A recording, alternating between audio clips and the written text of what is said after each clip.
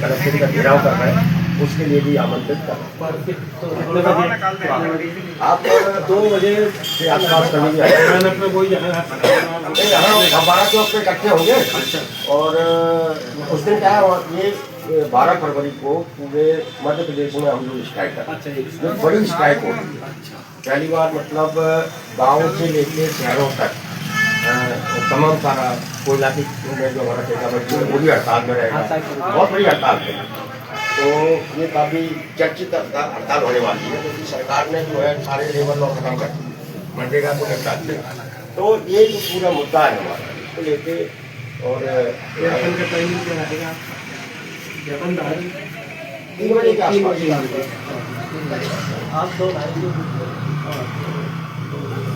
आप आए और कॉन्टेक्ट।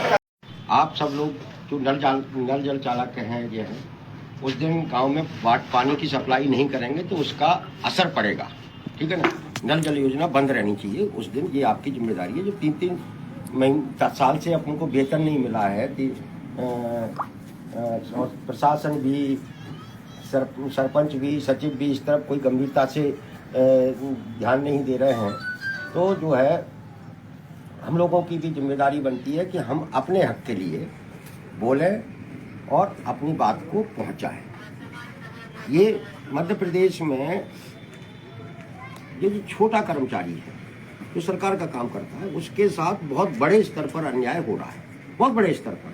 और ये अन्याय सिर्फ अकेले आपके साथ नहीं हो रहा, ये सारे विभागों में जो सरकार का काम करते हैं, 4थे दर्जे के कर्मचारी, उन सबके साथ अन्याय हो रहा है। किसी से वो 3000 में काम करा रहे हैं, किसी से 4000 में, किसी से 5000 में।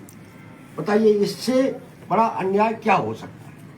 और इसी अन्याय के खिलाफ पूरे मध्य प्रदेश में 12 फरवरी को ये तमाम सारे जो छोटे लोग हैं, मेहनतकश लोग हैं, जिसको अपन कह सकते हैं कि काम करने वाले लोग हैं, वो सब 1 दिन की हड़ताल करके अपने अपने जिलों में कलेक्ट्रेट पर प्रदर्शन करेंगे और ज्ञापन देंगे। और अपन भी छिंदवाड़ा में पूरे ग्राम पंचायतों के जितने कर्मचारी हैं, कई जगह हम लोग बैठक करके आए। अभी हम लोग हरदई में बैठक की, कल हमने मौखेड़ में बैठक की, 5 तारीख को तामिया में होने वाली है, 6 तारीख को बटका में होने वाली है। और सब जगह लोगों को ये बात समझा रहे हैं कि भाई आप आइए, ये आपके भविष्य की लड़ाई है, इसे आप लड़िए। आप लोग क्यों पीछे रह गए। मध्य प्रदेश में 23,000 पंचायतें हैं, उसमें सचिव कितने हैं? 23,000 ही होंगे ना। और उन्हीं 23,000 पंचायतों में आप लोग काम करते हैं, तो आपकी संख्या कितनी होगी? कम से कम 70-80 हजार, क्योंकि एक पंचायत में 60-70 हजार होगी। लेकिन आप लोग कभी इकट्ठे नहीं हो पाए।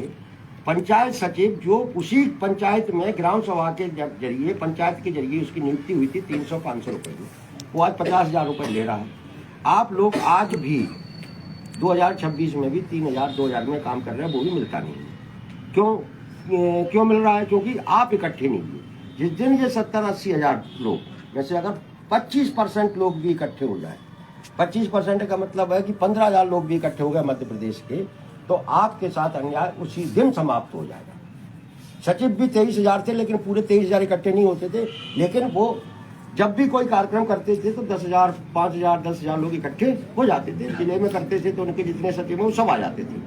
लेकिन हम लोगों के साथ जो गरीब लोग हैं, छोटे लोग हैं, उनके साथ समस्या ये है कि हम लोग संगठित नहीं हैं। और हमारे बारे में सरकार को पता, सरकार ही जानती है कि ये लोग हैं, ये इकट्ठे नहीं हो सकते, और इकट्ठे होंगे भी तो इनको कोई सरपंच दबा लेगा, कहीं सचिव दबा लेगा, और हम तक ये आ नहीं पाएंगे। पहली बार हम लोग जो है विकास भवन पर पहुंचे।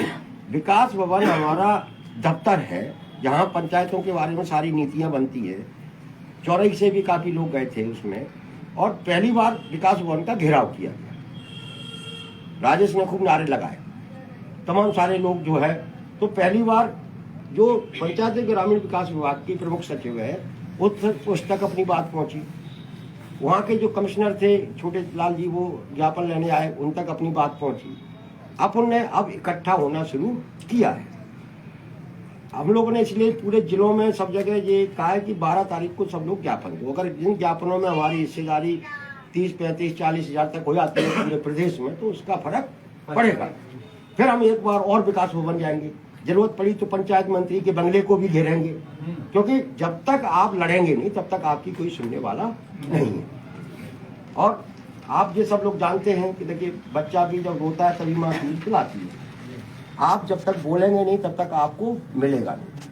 मिलेगा इसलिए नहीं कि जो आपका समाज की जो स्थिति है, जो संपन्न लोग हैं वो गरीब लोगों से बहुत नफरत करते हैं, बहुत नफरत करते हैं। वो ये नहीं चाहते, आपके ही गांव में जो पैसे वाला होगा वो कतई नहीं चाहेगा कि आपको भी 10-15 हज़ार रुपये मिले, नहीं चाहेगा वो, क्योंकि आपको 10-15 हज़ार रुपये मिलने लगेंगे तो आप थोड़ा अच्छे से रहने लगेंगे। तो ये लोगों में भी नफरत भरी हुई है, इसलिए लोग भी नहीं कहते। सरपंच ने कभी नहीं पहल की कि यार हमारा ये काम कर रहे हैं। आप तो कभी कभी सरपंच के घर भी जाते होगे, उसका भी काम कर देते होगे, लेकिन उसने कभी ये नहीं सोचा कि यार इसको 5,000, 7,000, 10,000 रुपये कर दे। सोचा कभी क्यों नहीं सोचा? कि नफरत करते।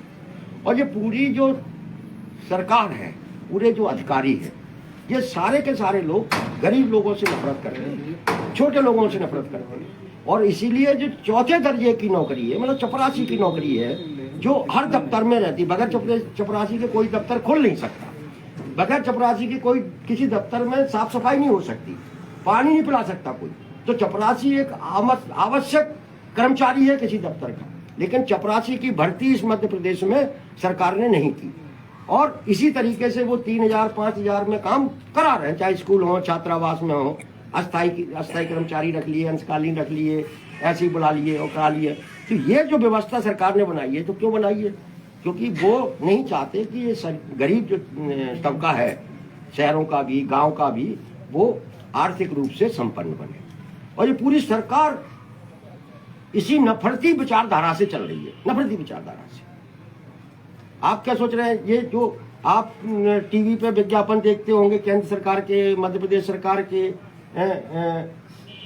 ट्रेनों की, मतलब आजकल वो वंदे भारत का बहुत गाना गाया जाता है, गाया तक नहीं गाया था कि वंदे भारत शुरू होगी, वंदे भारत शुरू होगी। हो रहा है कि नहीं? वंदे भारत क्या है? वंदे भारत पूरी एसी ट्रेन है। एसी में कौन बैठता है? पैसे वाले लोग, बड़े लोग। सरकार ने ट्रेनों में जो जनरल डिब्बे होते हैं जिसमें गरीब यात्रा करता है, वो डिब्बे ही बनाना बंद कर दिए। डिब्बे बंद कराना क्यों कर दिए भाई? वो नहीं चाहते कि ये गरीब भी ट्रेनों में यात्रा करे। कुछ दिनों बाद आप देखना सारी ट्रेनें एसी चलेंगी, आप लोग सब ट्रेनों को चलते हुए देखेंगे, आप उसमें घुस नहीं पाएंगे। एसी में घुस जाएंगे तो अभी आपके यहाँ से ट्रेन निकलती है, उसमें 5-7 एसी के डिब्बे रहते हैं, आप बैठ के बताओ, और एसी का किराया कितना है? तो ये पूरी नफरत से चल रही है। मतलब इतने बड़े देश में जिसमें गरीब सबसे ज्यादा रहते हैं, आप गांव में रहते हैं, गांव में आप देखिए 50, 60, 70% गांव या गरीब है, या तो वो भूमिहीन है कि नहीं, जमीन नहीं है, मजदूरी करता है, हम लोग इसी आर्थिक असमानता को कम कराने के लिए इस संगठन का निर्माण किया। और चूंकि आप सब लोग जमीन से जुड़े हुए लोग हैं, गांव से जुड़े हुए लोग हैं, आप लोग इस बात को अच्छी तरीके से समझ सकते हैं कि हमें ये लड़ाई लड़नी चाहिए। क्योंकि ये जो पूरा गरीब के प्रति जो नफरत की जा रही है, आप क्या सोच रहे हैं कि ये जो अभी सोने के दाम कब हो गए? 2 लाख रुपए तोला, चांदी 4 लाख रुपए तोला। बताइए कितने लोग हैं आप में से, आप अपनी पत्नी के लिए एक अंगूठी खरीद सकते हैं आज की डेट में? क्या मंगलसूत्र खरीद सकते हैं? मतलब आपसे ये दाम सिर्फ इसलिए बढ़ाए गए कि गरीब अपनी पत्नी को, अपनी बहन को, अपनी बेटी को सोने का मंगलसूत्र, अंगूठी, कान के नहीं पहना पाए। ऐसा क्या हो गया अचानक कि सोने के दाम बढ़ गए? भाई कोई खदानें तो बंद नहीं हुई सोने की, कहीं हड़ताल हुई क्या सोने खदान में? हुई क्या? कहीं सुनी क्या आपने? या सोने की अचानक ऐसी मांग तो होनी कि लोगों के पास, ये जो सेठ है ना, सेठ साहूकार, सेठ नहीं चाहते, सेठों की पत्नियां नहीं चाहती कि उनके बगल में कोई गरीब की पत्नी सोने का मंगलसूत्र पहन के आए, उसके लिए आर्टिफिशियल पहनाए। उन्होंने कहा अपने मालिकों से कि भैया ये सोना जो है थोड़ा सा बढ़ाओ। यही सोना आज से 4 साल पहले, 5 साल पहले 40,000 रुपये तोला था। उन्होंने कहा कि सोने के दाम बढ़ाओ कि साला एक मजदूर की, एक नल चालक की पत्नी भी सोने का मंगलसूत्र पहन के आती है और सेठ की पत्नी भी तो अंतर क्या रह गया? अंतर तो कुछ दिखना चाहिए ना। तो उनका सोच ये है, और इसीलिए सोने चांदी के दाम अचानक बढ़े हैं कि गरीब जिसे हम पैसा भी नहीं देंगे, उसे सम्मान से हम जीने भी नहीं देंगे, और ये एक तरीके से गुलाम बन के रहेगा। अब वो गरीब कौन है? वो गरीब दलित है, वो गरीब आदिवासी है, वो गरीब ओबीसी का है, वो सामान्य वर्ग का गरीब है। यही गरीबों के साथ ये सरकार अन्याय कर रही है। अपन को इस विचारधारा से, इस अन्याय के खिलाफ इकट्ठे होना है।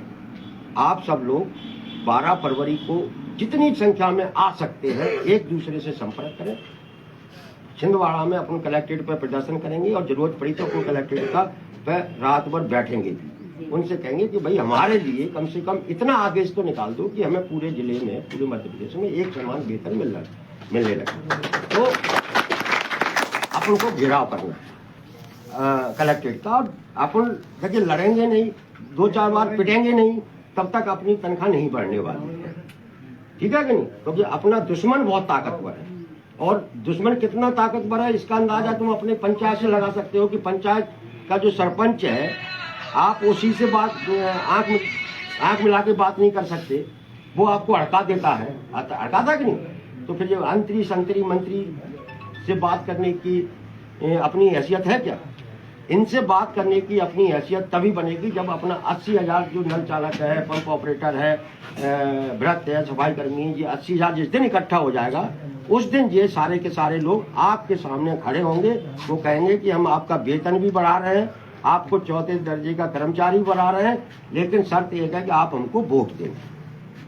और वोट अगले चुनाव में 2 साल बाद चुनाव होने वाला है। वोट अपन तभी देंगे जब हम 4थे दर्जे के कर्मचारी बन जाएंगे। सही है कि नहीं सही है? वरना हमारा वोट है, हमको संविधान ने वोट का अधिकार दिया है, हम अपना वोट भी तुमको नहीं देंगे इन छोटों को, क्योंकि आपने हमारे साथ अन्याय कर दिया। तो हमको अपने संगठन की तरफ से, संगठन की दम पर, अपनी एकता की दम पर ये सौदेबाजी सरकार से करनी है। अगर आपने ऐसा किया, ऐसा कर लिया तो निश्चित रूप से अगली बार जब अपन मिलेंगे तब आप पंचायत के 4थे दर्जे के कर्मचारी होंगे। ठीक वैसे ही जैसे सचिव भी आपकी तरह ही कर्मचारी था पंचायत का, आज सरकारी हो गया कि नहीं हो गया? हो गया ना। शिक्षा कर्मी भर्ती हुए थे, वो भी पंचायत से भर्ती हुए थे, वो मास्टर बन गए कि नहीं? आप क्यों रह गए? आप इसलिए रह गए कि आप लड़े नहीं। तो लड़ेंगे, संघर्ष करेंगे। एक बात तो शर्मा जी आगे बढ़ो, हम तुम्हारे साथ हैं। बात तो शर्मा जी आगे बढ़ो, हम तुम्हारे साथ हैं। 12 तारीख को कितने लोग आएंगे? एक और आग्रह है कि जितने लोग छूट गए उनसे भी कहें। और आप एक चीज और करें कि आप मोटरसाइकिलों से तो आते हैं, अपने साथ एक आदमी को, एक मजदूर को और बिठा के लाएं। देखो संख्या का बहुत मायने रहता है। जैसे पंचायत सचिव भी जो है अपने साथ किसी न किसी को बिठा के ले जाते थे, तब उनकी रैली बड़ी होती थी कि नहीं? आप भी कोशिश करें कि अपने साथ एक व्यक्ति को लेके आए, जिससे आपकी संख्या काफी दिखे, आपकी ताकत दिखे, आपके संगठन की दम दिखे। जब आपके संगठन की दम दिखाई देगी तो ये सारे के सारे नेता, मंत्री, संतरी सब आपके पास आएंगे, कहेंगे कि भैया तुम नाराज मत हो, हम तुम्हारे लिए कर रहे हैं, लेकिन यार हमारी पार्टी का ध्यान रखना। ये सब कहेंगे आपसे, गांव-गांव में पकड़ेंगे आपको, गांव-गांव में। जिस दिन आपकी ताकत दिखी तो जिस पंचायत में जाएंगे वो सबसे पहले नेता पंप ऑपरेटर को बुलाएगा, नाराज मत हो, हम करवा रहे हैं। तो आपकी वो ताकत बढ़ी। ठीक है ना? तो यही बात करने के लिए हम आए थे। और 12 फरवरी को अपन छिंदवाड़ा में मिलेंगे, उसी फव्वारा चौक पर जहाँ पिछली बार इकट्ठे हुए थे। तो वहाँ से रैली निकाल के कलेक्ट्रेट चलेंगे। ठीक है ना? भारत माता की।